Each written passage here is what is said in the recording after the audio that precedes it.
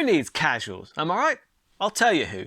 MMA needs casuals, more specifically, the UFC needs casuals. Without casual fans, the UFC isn't even around, alright? You need them to be the basis of your sport. And yet it gets thrown around like some sort of insult, like some sort of disrespectful thing. Casuals are required for any sport to succeed, alright? And who wants to be a hardcore fan anyway? Look, being a hardcore fan sounds so lame. Ooh, look at me. I'm so hardcore. I'm such a hardcore fan. You don't want to be a hardcore fan. You want to be a casual, like me. So this week, we have got UFC Vegas 69 coming our way on Saturday night. And this is my casuals guide. It's a casual guide through the whole card. I break down a little piece of information on the whole card. Just little bits of information so you can enjoy the fights a little bit more in a casual way, as a casual fan, as the fights were intended to be enjoyed. Sound good? Stay with me for the Burt Locker's Casuals Guide to UFC Vegas 69.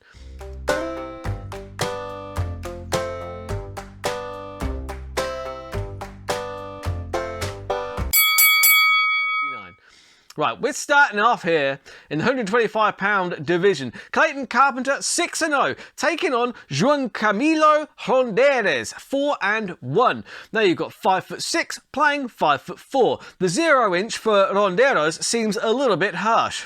He hasn't really got a 0-inch reach, but bless him. The statisticians at the UFC's website are more casual than even me. Giving him a 0-inch reach, that is disrespectful. Ronderes, before I saw that he was from Colombia, I really did think that he might have been one of Pablo Escobar's hitmen. He's got a real hitman vibe about him, you know? Plus, he actually has a bulldog choke on his record. Basically, it's like a headlock, right? It's a headlock and you submit guys with it. It was probably a rival cartel member in some sort of disagreement over some sort of cocaine shipment. That's probably what it was. Anyway, Carpenter is undefeated, but he's never taken on a Colombian like gang hit squad before. So I'm going to go with Ronderos in that one. AJ Fletcher is going to be taking on Themba Gorimbo, 170 pounds. That's the welterweight division. So 5'10", plays 6'1", 3-inch reach for Gorimbo. Now AJ could not look any more like an AJ if he tried, could he? Look at that dude. Blonde hair, blue eyes. Look at that jawline. Magnificent. I feel like just chanting USA, USA. Look, he's a blonde hair, blue-eyed boy. Look, I bet he can wrestle. I'll bet he can wrestle his ass off. Yep, he's built like a monster as well. He scored a big flying knee on the Dana White Contender Series. If you ever catch that, it's quite a good show to watch, to be fair. I usually watch it the day after it airs. But the Dana White Contender Series, good fights. Anyway, he got a big flying knee on that. Gorimbo, he's got some really good submissions off his back, though. He's got a lot of triangles, couple of arm bars, probably going to have to watch out for. But I am not going to pick against that jawline. Look at that guy. Magnificent. AJ by Savage KO. Then you have got Ovince St. Preux versus Philip Lins. This is in the 205-pound light heavyweight division. 6'3", plays 6'2". 80-inch reach for Ovince St. Preux and only 78 for Lins, so he's got a 2-inch reach advantage. Now, Lins is a former heavyweight. He ran into Orlovsky and Bosa, and he won his return fight against Prachnio to light heavyweight. So nobody knows quite why Ovince St. Preux is still around. There was quite a bit of hype behind him when he was young. That is no longer the case. He has not been young for a long time. He just looks so tired and just doesn't look bothered at any time. He is dangerous, right? He does present dangers. He has attributes. He has skills. He just doesn't seem to use them. And it's like he's just sleepily walking to the cage for a paycheck at this point. What is even going on? Like, Ovince St. Preux has even dabbled at heavyweight, right? But that didn't go so well. He won a split decision over... he didn't go brilliantly, and then he came back to light heavyweight, and he scraped a split decision against a 2022 Shogun Rua. Just in case my tone doesn't convey it, that isn't brilliant. Shogun Rua is a legend of the sport, but he hadn't been good in a very long time. So to scrape by a split decision at that point in his career, come on, man. That is bad. I'm taking Lins by however the hell he wants. Jamal Emmers against Hussein Ashbakov. Yeah. Askhabov, that's it. Yeah, so Kusin Askhabov. I sometimes struggle with some of these names. This is the featherweight division, 145 pounds. We just saw Volkanovski. Volkanovski's the champion of that division. You've got 5'10", playing 5'8". Now, Emmers has fought 3 times in the UFC. He's won once. His first fight, he got fed to Giga Chikadze, though, so take that with a grain of salt. Giga Chikadze is really good. I'm not going to go too far into Emmers because, let's face it, right, Kusain is Russian/Chechnyan. He has 23 wins, 0 losses, 16 finishes, 10 submissions, 6 knockouts. I think you can see where I'm going with this. Look, if you said to your financial advisor, I'm going to take out 3 mortgages on my house, I'm going to put all of that money on Kusain Askhabov to beat Jamal Emmers, he'd probably say, yeah, that's sound financial planning right there. Honestly, put the house on it. Don't actually do it. Like, terrible advice. So he's undefeated, but I've not seen him. But I mean, look, Russian, Chechnyan, undefeated, 23-0. Come on, do the math. Anyway, Lena Landsberg against Mayra Bueno Silva in the women's strawweight division. You've got Lena Landsberg, 5'7", plays 5'6". Both have a reach of 66.5. Lena Landsberg, she's one of the greatest Swedish mixed martial artists we've ever seen. I can't think of another one. There was another one that faded into obscurity after they lost a close decision to the champion. I forget his name. So yeah, Lena, she's a great Muay Thai fighter. She's really good actually at Muay Thai. She's horrible leg kicks. She was a world champion in Muay Thai a couple of times, 2008 and 2013. But Lena, she's been in the UFC since 2016. She fought Chris Cyborg. She lost, obviously. Got salty record since then. She loses 1 in 2, and she is now 40. Silva is a BJJ purple belt. She's been in the UFC since 2018, 6 submissions in 9 wins. I will take Silva by submission all day here because she's only 31, and Landsberg, no, she never found her groove, and at the age of 40, she's unlikely to at this point, sadly. Although, you know, I'm pulling for her because I like her style, but I don't see it happening. Then you've got Nazim Sadikov against Evan Elder. This one is 155 pounds, and this one is another Russia versus USA. So 5'10", plays 5'10", 3-inch reach for Elder. Now, Sadikov is a Russian cat. He likes to strike, right? He lost his first fight of his career, but he's a very good striker. 7 wins, he's got 5 knockouts. Elder lost his last fight. It was a UFC debut. He's another striker. He fought in Shamrock FC. God, I wonder who runs that promotion. Anyway, 7 wins, 4 knockouts, 1 submission. Look, I've got no idea on this one. If in doubt, take the Russian. That's what I would say. Anyway, main card. That was all the prelims.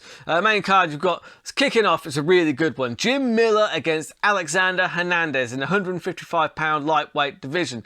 Now, this is a very interesting fight. I'm going to be doing a deep dive into this one this week. It will go on to my Patreon. That's not going to be until Saturday. So head over to the Burt Locker on Patreon on Saturday, and you'll see there's a much deeper dive into this fight. But very briefly, 5'8", plays 5'9", 1-inch reach for Hernandez. Jim Miller, if you didn't know, he's a future Hall of Famer. He's a legendary UFC fighter, absolutely brilliant. He's a good all-rounder, very good at submissions, but he's just a tough son of a bitch. He usually comes out to Bad Moon Rising. He's by Creedence Clearwater Revival. Great song, great walkout as well. Now, look, he's an old lion. He's still performing at a high level. You just can't overlook him. Look, he's got 52 fights, 35 wins, 19 submissions, and he has started to make a habit of ground and pounding people into oblivion these days. Now, Alexander Hernandez, he had a lot of hype behind him very early. He got humbled by Cowboy Cerrone, and he's been up and down ever since. Now, is another legend about to get humbled? Oh, I don't know. I want that to be the case, but you know, Hernandez does hit hard and Miller does get hit. My heart is with Miller. My head is with Hernandez by TKO. Honestly, I just want to see Jim Miller just do well enough to justify him still being around. UFC 300 should be kind of next year or like year after, I think, because then he'd be the only fighter to fight at UFC 100, UFC 200 and UFC 300. I'd love to see him fight at UFC 300, maybe get the win, leave the gloves in the cage, and then there'll be a sad moon on the rise, you know? So anyway, we'll move on. William Knight against Marcin Prachnio. Now, William Knight, he's this big American dude, so 5'10", plays 6'3" in this one, 1 inch reach for Prachnio. Knight, he is a literal tank. He's slow moving, he's hard to knock over, he packs power. Knight is someone who I just want to be good more than anything else, because look at the dude. He's got so much potential to cause absolute carnage. He's a smashing machine. That would be so much fun if he was as good as he looks like he is, right? He missed weight for 205 and his last fight was at heavyweight and he lost that one. Look, the blueprint has been written to beat this guy. Stay long, right? Stay out of his range, put on a medium to light pace and watch him start breathing heavily and crumble. That's how you beat William Knight, right?